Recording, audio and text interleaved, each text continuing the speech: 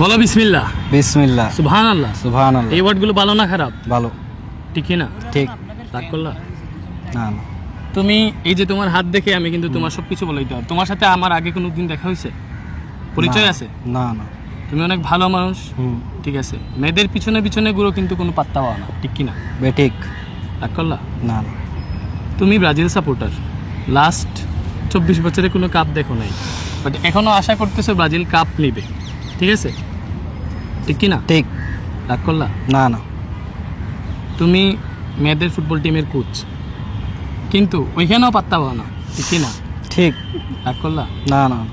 এসএসসিতে তো ভালোই আইসিটি পড়াইছো, এইচএসসিতেও ভালো পড়ানোর একটা স্বপ্ন দেখতেছো, ঠিক কি না? ঠিক। রাগ করলা? না না। তুমি ভালো মানুষ, ঠিক আছে, মানুষ তোমার কাছ থেকে টাকা পয়সা নেই, নিয়ে আর ফেরত দেয় না, ঠিক। তুমি ওদেরকে গালি দাও মনে মনে, ঠিক কি না? ঠিক। রাগ করলা? না না। এই যে এইচএসসি কোর্স শুরু হইতেছে 28-এ, ওইখানে আইসিটি পড়াইতে চাইতেছো, হ্যাঁ, অনেক ভালোভাবে পড়াচ্ছে, এই জন্য প্রিপারেশনও নিচ্ছে দেখতেছি, ঠিক কি না? ঠিক। রাগ করলা? না না।